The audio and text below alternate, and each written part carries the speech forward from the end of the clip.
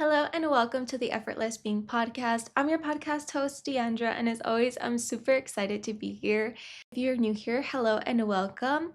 On this podcast, we love to talk about mental health, habits, lifestyle changes, skills that we can learn to improve our mental health, our relationships, our well being. I also love to include spirituality in my podcast. I think it's so important, and faith as well. And lastly, I consider myself a very vulnerable person. I never want you to think that I'm perfect, which I know that's common on social media, right? Like people think that other people are perfect, especially if I'm teaching you, then I must be perfect at this. But I'm not, and I'm learning alongside you. So um, I will let you know when I too am struggling with something so that we can, we can link and be like, oh, this is common. It's okay. There's nothing wrong with me for going through this. So, yes, I really hope that you can stay and watch this episode. And I really want to thank you for choosing this episode to watch today. Um, we also already have over 180 episodes. I think we're like at 193. Or 96, 193, no, it was 193. So this will be 194. But half in English and half in Spanish. And so they're not on YouTube because we just started recording on YouTube like 2 months ago. So you will be able to find them on podcasts, Spotify, Amazon, wherever it is that you listen to podcasts. I'll leave the link below so you can click on it. And there's literally just so much. There's so much content. And I think there's an episode for everything. So I'll leave the link below so you can click on that and check it out. Legal disclaimer, guys, this is a educational and informational podcast only.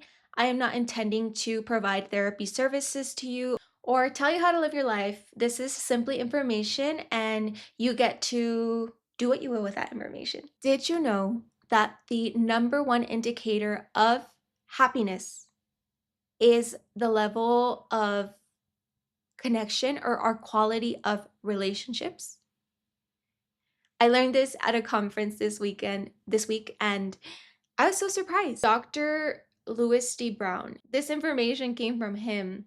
And yeah, I searched it up and you can find it on Google. The number one predictor of happiness in a person is the quality of their relationships. So he said, if you want to be happy, focus on building your relationships. Focus on building your connections.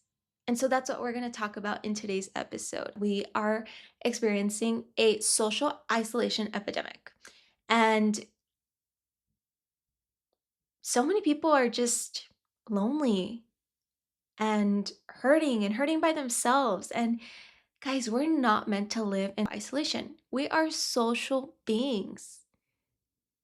We survive off of connection biologically, physically, and emotionally. We need connection, we need relationships, we need love to feel like we belong to survive. On this episode, you are going to learn what social isolation is, the dangers of social isolation. You're going to learn why we socially isolate. You didn't just wake up and choose to socially isolate yourself. And we're going to learn how to make connections, how to put ourselves out there, how to make friends, how to also love ourselves so that even when we are alone, we don't feel lonely. According to the CDC, social isolation is when a person does not have relationships or contact with others and has little to no social support. Loneliness is feeling alone or disconnected from others. It is feeling like you do not have meaningful or close relationships or a sense of belonging. It reflects the difference between a person's actual and desired level of connection. So, again, this is when we are it could be like a physical thing and also not. Like I can physically be isolated from people, but also I can be in a room with a lot of people and still feel lonely. So even if I do maybe have people that I connect with, maybe there is no social support, maybe there's not much contact, maybe we don't actually have a relationship that we can have actual conversations with. We've all felt loneliness in our lifetime, everyone, and I know it's an icky feeling. I know it's an icky feeling. And I do want to point out that even though we're lonely, no, even though we're alone, doesn't mean we have to be lo- lonely. Doesn't mean we have to feel lonely, even though we're alone, even though maybe I'm in a season of having no friends, doesn't mean I have to be lonely. So, and I think loneliness is kind of like a state of mind because one can be alone and not feel lonely. Okay, now let's talk about the dangers of social isolation, of constantly being lonely, of constantly being withdrawn, not connecting with people. So, the first one that I'm going to list, and guys, this is not to scare you, okay? This is an educational podcast. I'm simply bringing you information. And like I said in the past, when I give you information, I'm always going to provide solutions that we can work towards, habits, skills, lifestyle changes that we can implement to change this habit, to change this circumstance that we're going through in our life. So, this is information, and that is all it is. I'm not trying to scare you. And yes, just take this information with a grain of salt. So, the mortality rate for people who self isolate is the same as someone who smokes 15 cigarettes a day. What? Social isolation brings the same rate of mortality as someone who smokes 15 cigarettes a day. Crazy. That is so crazy. And that is from PBS. An increased risk of heart attacks and strokes and a cognitive decline. So loneliness can has been linked to accelerated rates of anxiety, depression, and dementia. Loneliness, social isolation also increases our cortisol. We are more prone to inflammation, which is, anti-gut health. Like I said, we were not meant to live in isolation. We were not meant to do it alone and figure it out on our own. There's so much power in doing it alone. I get it. There is so much power in doing it alone, but I think there is definitely a time and a place, and the time and place is not always. And our phones and the pandemic has made us so reliable on ourselves. Our phones keep us in that little bubble, and it's our safe space, right? I don't actually have to connect with anyone. I can scroll on TikTok and feel connected to people without actually building relationships, without actually doing the work, without actually being rejected. Because this, sometimes you're going to feel rejected in relationships, and that's common. Go back to the like evolution, right? We've talked about this before where they survived off of a community effort. And so if like this person over here would gather fruits and this person over here would gather meat and this person over here would go hunting and this person over here did this. So it was a community effort. And so if one person was shunned from this community effort, they would die. It wasn't enough for them to live on their own. They would literally die. And that's still true today. There's so much technology, so much, our world has evolved so much, yes, that we won't die. But guys, the research is researching, it is showing the effects of social isolation. 29% higher mortality rate, risk of strokes, risk of heart disease, risk of cognitive disorders. So, yes, we might not be living in that time, but we still depend on people to survive, on community, on connection, on relationships. It is part of our survival. I don't think I've talked about Maslow's hierarchy of needs on the podcast yet. So, it's this pyramid, right? And so, this theory says that at the baseline, it's our psychological needs, right? So we first have to take care of ourselves in order to actually pour into someone. That still remains true even when we're looking for relationships and connection, and when we have healthy relationships and connection. And then next is safety and security. So let's go back to the first one: psychological needs, breathing, food, water, shelter, clothing, sleep. So these are our bare minimum needs, right? And then we go up in the pyramid and it's safety and security. So that includes health, employment, property, family, and social ability. And then we move up to love and belonging. Love and belonging is one of our fundamental needs. We need it to survive. We need connection and relationships to survive. This includes friendships, family, intimacy, and sense of connection. And then next is self esteem, confidence, achievement, respect for others, and the need to be a unique individual. And then lastly, self actualization. So this is like our highest self. This is who we, when we're aligned with who we truly are, we're being authentic, and it's morality, creativity, spontaneity, acceptance, experience of purpose, meaning, and inner potential. So this is the top, right? And we cannot get there. We cannot truly get there without what? Without belonging and love, without relationships, without connection. So I yes, you can keep doing it the way you're doing it, of me by myself, I don't need anyone, I can do it on my own. You can. According to this theory, it says that you will not get to self-actualization, which is it's what we're all unconsciously working towards in some way or another. Let's go into the why. Our phones. Si es el teléfono. It's the phone, babe. It's the phone. Throw it away.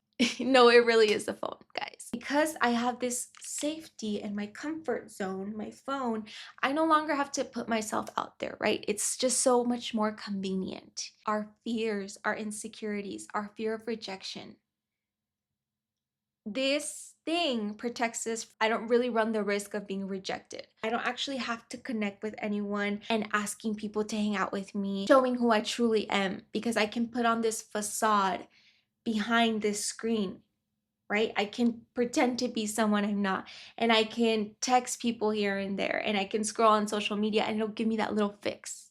Moving on to my second point, it could also be past experiences, right? Our own trauma, our own stressors, our own insecurities. Not to say that we didn't go through experiences that brought us to this point, right? But these things are kind of holding us back still. Our fear that there's something wrong with us, that we're not worthy of friendships. I maybe tried to make friends in the past and I was made fun of, or maybe I had a really bad breakup or a really bad friendship breakup, or I trusted someone and they broke my trust. This experience is stopping me from going out there and trying to make new friends. I'd rather just stay safe where no one's hurting me. It is a risk, guys. Making friends and putting yourself out there, I know it's asking a lot of you. It is a risk. I'm not saying here that you're just going to put yourself out there and then you're going to have so many friends. No, you run the risk of being rejected. And I'm just being very honest with you. We all do. I've been rejected many times.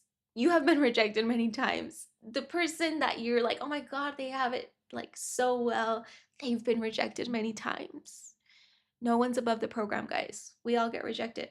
It's part of life. It sucks, but it builds character. If you guys have not watched last week's episode, we talked about dissociation and escapism, right? We also talked about the window of tolerance and how when we dissociate and we escape, we go into that hypoarousal state. We withdraw, we shut down, we isolate, right? So this is a coping mechanism. Isolating ourselves is a coping mechanism. This is how you're protecting yourself. You're protecting your heart. You're protecting yourself. I get it. I get it. I'm not judging you.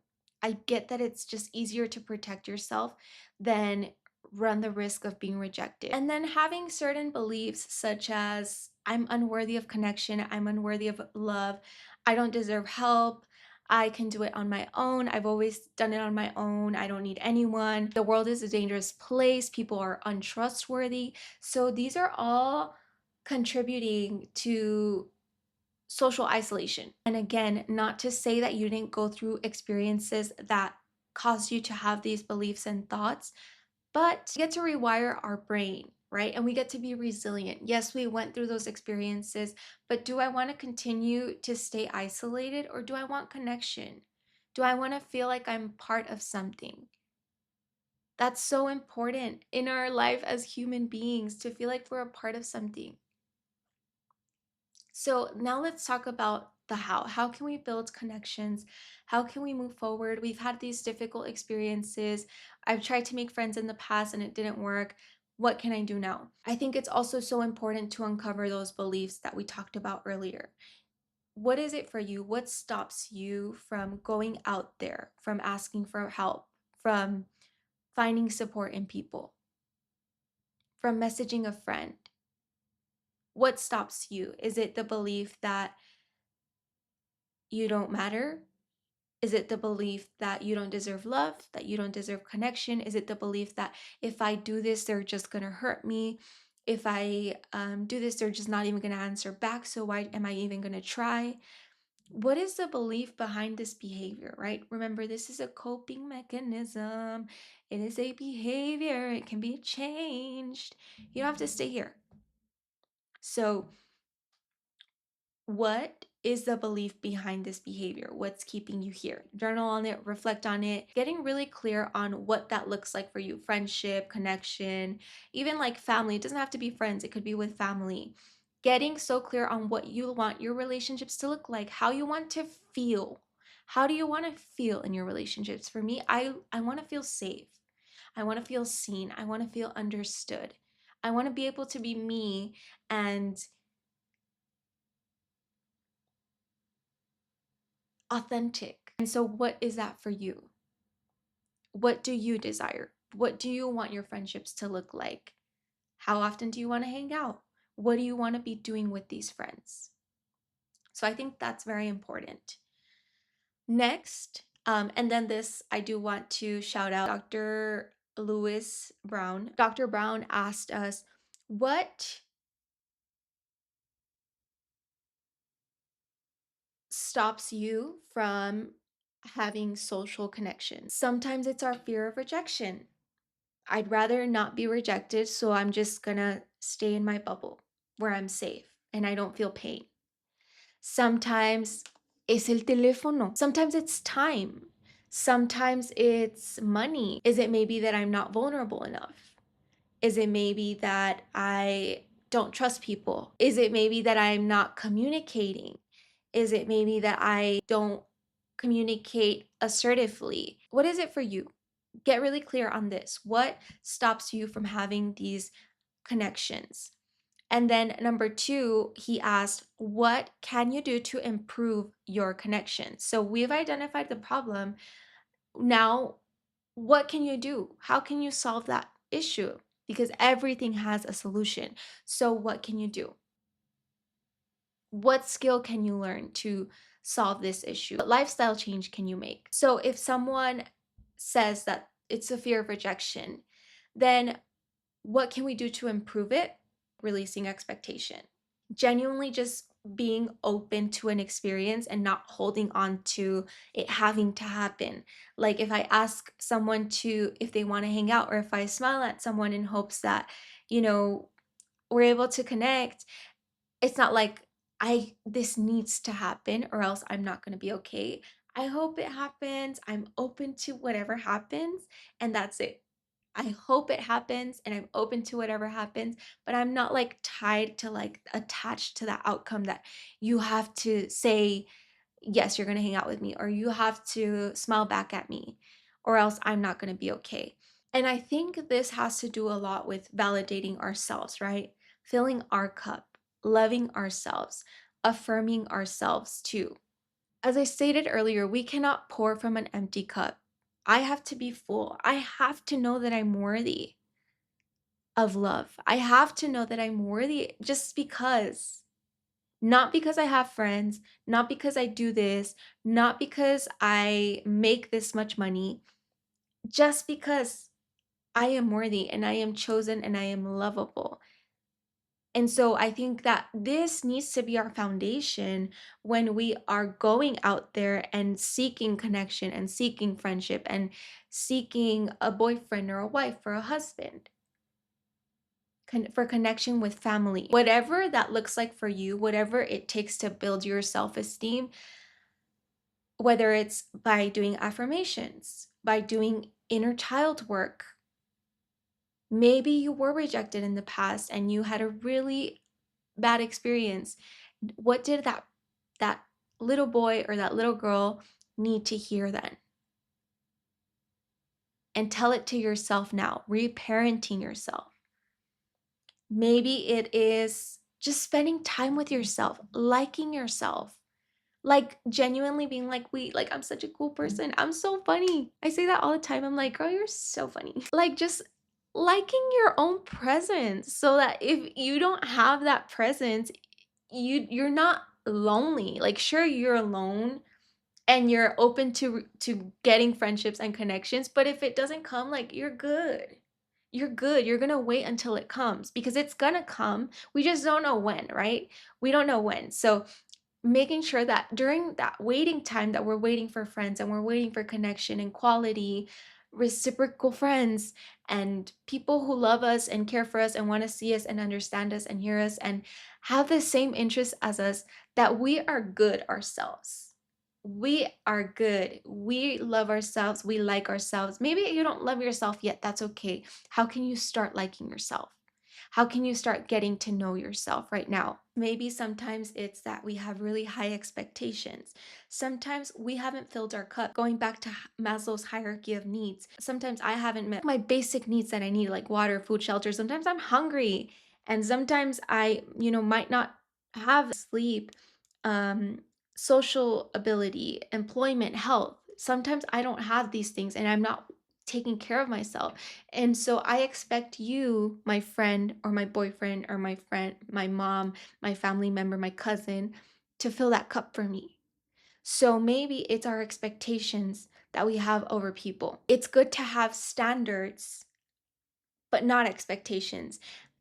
And not even that, but I think that if you do have expectations, that needs to be communicated. We need to communicate that from the beginning. What else can we do to improve our social relationships? Learn skills. I have to teach myself how to communicate, how to emotionally regulate.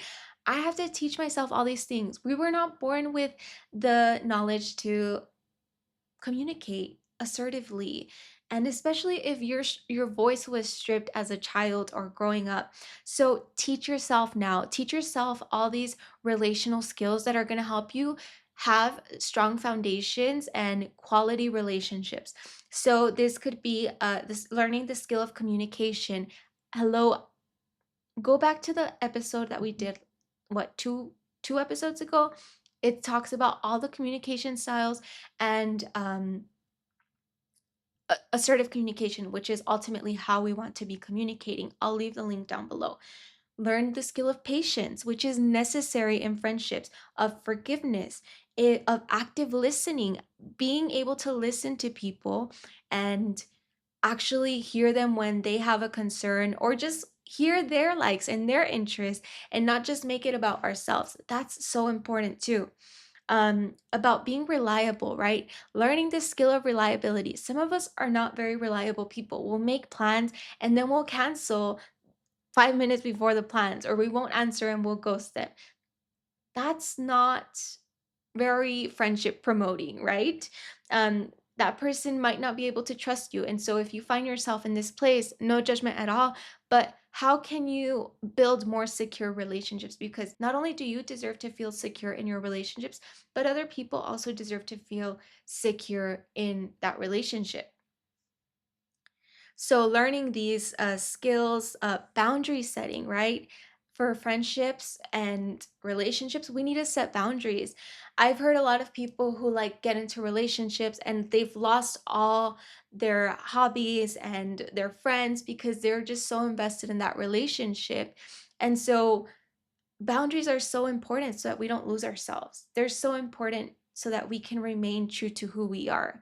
So, learning how to set boundaries, those are all so important in connection and relationships, learning how to be vulnerable and learning how to be there for someone is so important as well, guys. These are all skills that can be learned. You can learn this. You can watch a YouTube video. You can watch the Effortless Being podcast on YouTube, or you can listen on Spotify, which I'm sure there's literally an episode on every single one of these things. So you can learn this. You can go on TikTok and search up how to this. You can learn it and practice it. Practice it with your family, practice it with your coworkers. Just practice it, play around with it. So that's one way that we can improve our relationships and our connection. Asking for help. Asking for help. There's nothing wrong with asking for help, guys. I think asking for help makes us stronger because it takes courage to say, wait, I can't do this on my own. So asking for help is another way to improve our connection, right? When we ask for help, we show people we're not perfect. I'm actually very relatable because I'm not perfect. Another one, you can join groups, guys. You can go on Facebook, get so clear on what interests you. So, like what you are so passionate about, what interests you, and then what you're already doing, what you do most of your time, and then find people who do the same. Go to places where people do the same. So, maybe you're passionate about cars. There's car meets, guys. There's car shows. There's so races. I hopefully not illegal ones.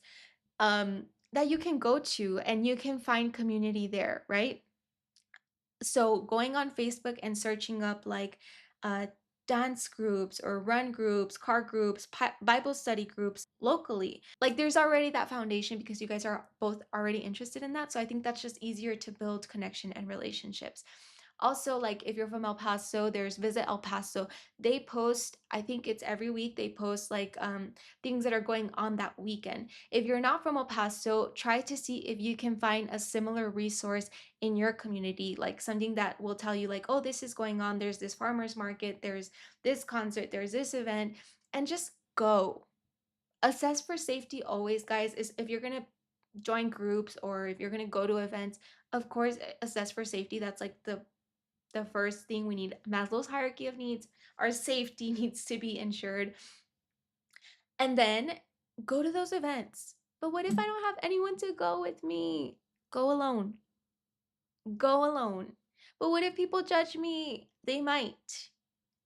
They might judge you. But I think that's so brave. I myself go to events alone most of the time. And I'm going to be honest with you all, I don't have many friends. I too don't have many friends. And so that's why I'm always at these groups and I'm trying to connect, putting in the work. I don't have many friends yet, but I know that my friends are coming and I know that my people are coming. And so I just have to keep showing up. Sometimes, not always, but sometimes I do go alone. And again, when you're showing up alone, definitely assess for safety, but just again, be free. Like let go of any expectations when you're showing up to these events. Like if you get home and maybe you didn't make a friend or you didn't connect with anyone, release that expectation and remind yourself that you're still worthy, that you're just playing around with it. It's not like you need it. It's just it'll be the cherry on top to have that extra friend or that extra connection. Because we've already established that social connection is necessary, but it's not necessary to be worthy. That's the line. Showing up alone until you do build that community, right? How do you want to meet your friends if you're not putting yourself out there? I know how scary it is. I know how scary it is to be judged. Like I said, I do this too. I go to places alone. And it is scary. I'm not going to lie to you, but I always just push myself out of that comfort zone because I know that doing that is what's kind of going to get me to those people that are my people and that are going to make me feel safe, understood, and seen. The next one is like when you're at this event or when you're walking, where whatever you're doing, smile at people.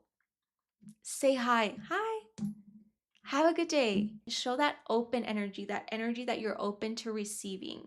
So this could be like just walking around and like just smiling, letting people know that you're friendly and that you're not going to bite, letting people know that you're open to connection, saying, how's your day going? Just opening that conversation, guys. I know it's scary because what if they don't answer back? What if they don't say anything to me? What if they think I'm weird? They might. They might, guys. They might. This is kind of some exposure. If you do know yourself and you think like, okay, I think I can, I can deal with that rejection of if I smile at someone and like they make a frowning face, like I'll be fine. But again, it is that release. Like I'm not smiling at you just because I want you to smile back at me or I want you to approach me. I'm not saying hi to you just because I want you to be my friend. It's just because it's who I am. I'm already kind and loving and just like a free, authentic version of myself. And if you do it, that's great. If you say hi to me, if we're able to connect, build a relationship, that's great. But if not, I'm good. I'm good and I'm gonna wait for my people. In your everyday experiences, make it a goal to connect with people. And also when you're putting yourself out there and going to these events, like for me, it's like when I'm at these events, I'm like, I'm gonna connect with at least one person today. Like today, I went to an event and I went by myself. I went by myself today and I was like, I'm gonna make it a goal to like just connect with someone. And so I did. It was like towards the end because I hadn't had the courage yet. And we were already getting in our car and I was like, have a good day. That's literally what I said. She's like, have a good day. God bless you. And I'm like, that was enough. Like, that's good. I didn't get her number. We didn't become friends. We didn't become besties, but I'm putting myself out there. And for me, like, that's enough. I'm not attached to the outcome of like, I need a friend now. I need to, I'm not worthy without friends because you're worthy without friends. You don't need them to be worthy. They're the little cherry on top. Detaching. That is so important. Detach when you're putting yourself out there. Maybe you go to this painting class because that's what you're super interested in, and there's no one that you're really interested in there. But what if like they have a brother, or what if they have a sister, or what if their mother knows someone, like you just never know. So remain open to these experiences. Remain open. Don't close yourself off because of one experience.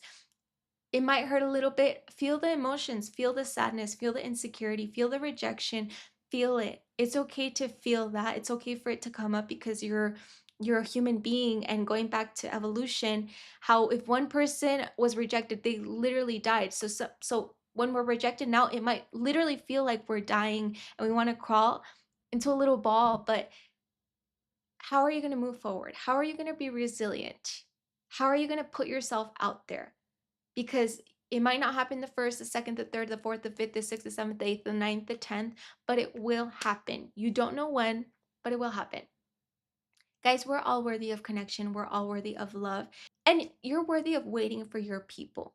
I think often, like, we think of settling only in relationships, like romantic relationships, but sometimes we can settle in friendships as well. And so it's important to trust that your people are coming and your people are already here and making their way to you because you deserve it, because you're worthy, because who isn't? There's no one on this earth that's not worthy. So having that trust and that faith that it's already coming to you, they're already on their way, and just remaining open. I really hope that this episode was helpful, that you learned that if you don't have friends, there's nothing wrong with you. Sometimes we just need to learn a skill. Sometimes we need to put ourselves out there. Sometimes we need to process the beliefs that are keeping us in these cycles. And if you know someone who could benefit from this episode, I would appreciate if you sent it to them and push this podcast out so that it could reach so many people who are struggling with this or who would just like some guidance. If you haven't already done so, please subscribe. That way you're notified after each episode is posted. And if you're on YouTube, I would love to know what you're thinking. So comment on the episode and let me know your thoughts on it. And also, if you're on podcasts or Spotify or Amazon, I would love if you could leave a review. So 5 stars if that resonates with you. Or you could also type out a review and let us know what you think about the podcast. Thank you again so much. Play around with this, play around with it, let go of expectations, and let it all come to you and flow to you because you're in alignment and you know that you deserve friends and connection. I'm sending you all a big hug and I will see you on the next episode. Bye.